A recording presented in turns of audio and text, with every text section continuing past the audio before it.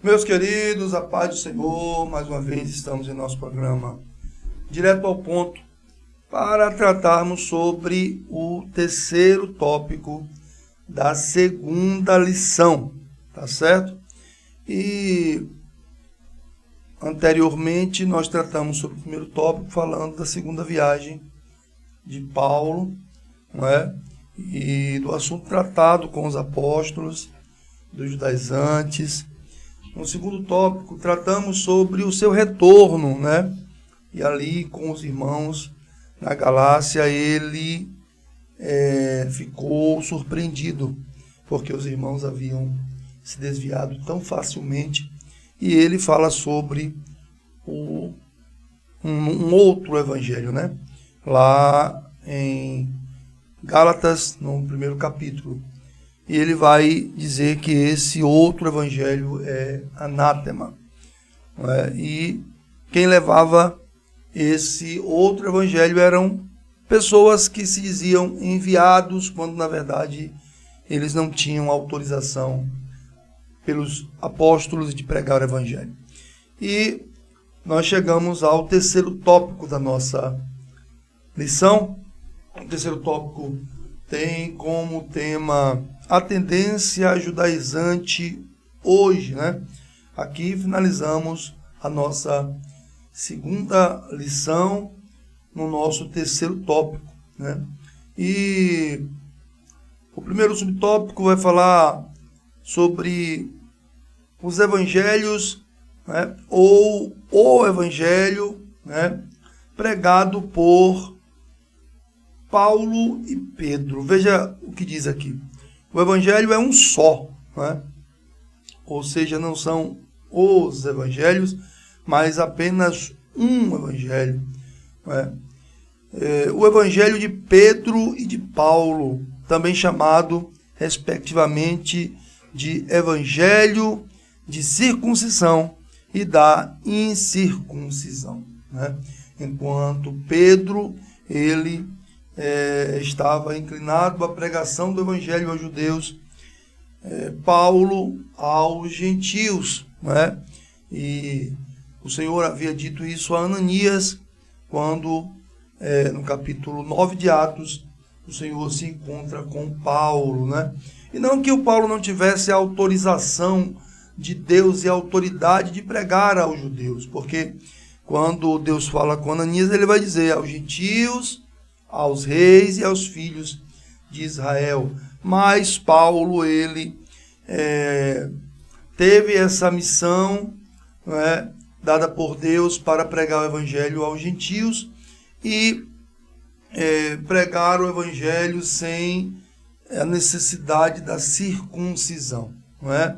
E esse assunto foi discutido e foi aprovado, tá, pelos apóstolos e autorizado, né, para que Paulo pudesse sim pregar aos gentios, sem exigir dos gentios que eles circuncidassem.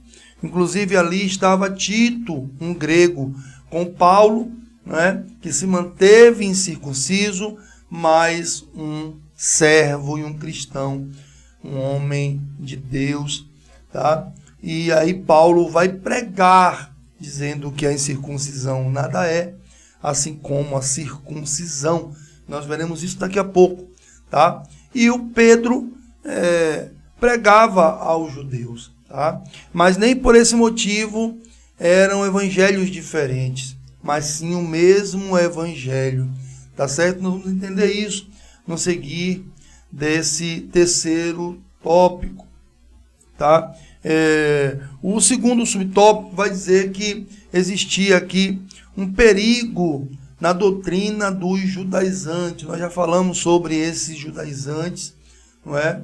E esse terceiro tópico traz algo importante que diz que os apóstolos viam em tudo isso, né? Ou seja, na pregação desses judaizantes, dois problemas sérios: a ameaça da liberdade cristã, né? E o perigo que o cristianismo pudesse se tornar uma mera seita judaica. Por quê?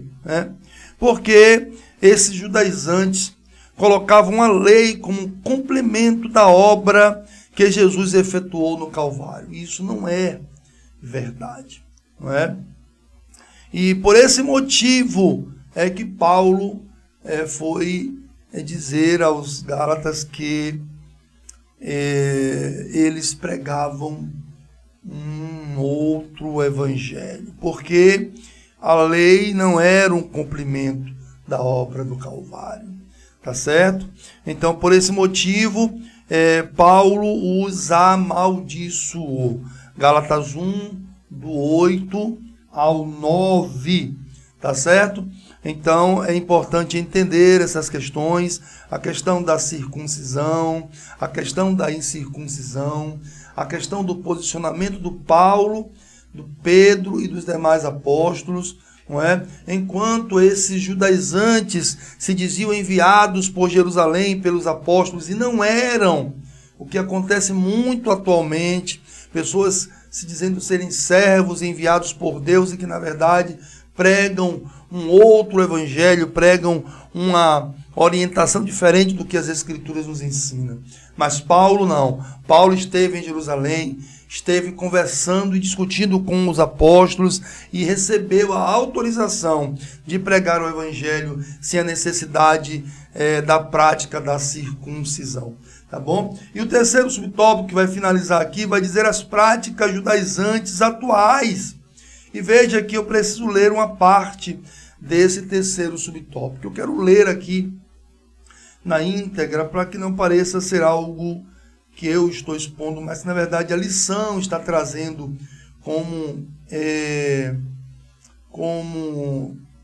assunto importante de se discutir. Veja só, vai dizer que os judeus messiânicos, principalmente em Israel, seguem, né, a tradição judaica. Isso acontece simplesmente para preservar a identidade cultural deles e tem amparo neotestamentário. É alguém chamado estando circuncidado, fique circuncidado. Está lá em 1 Coríntios, no capítulo 7, no versículo 18. Né? Ou seja, na conversão a Cristo do judeu, ele não precisa mudar a sua tradição cultural. Né? E os não-judeus, da mesma forma, é alguém chamado estando incircuncidado, ou seja, aquele que não circuncidou, não é judeu, não precisa circuncidar. Capítulo 7, versículo 18 de 1 Coríntios. Ou seja, ele não precisa se judaizar. Né?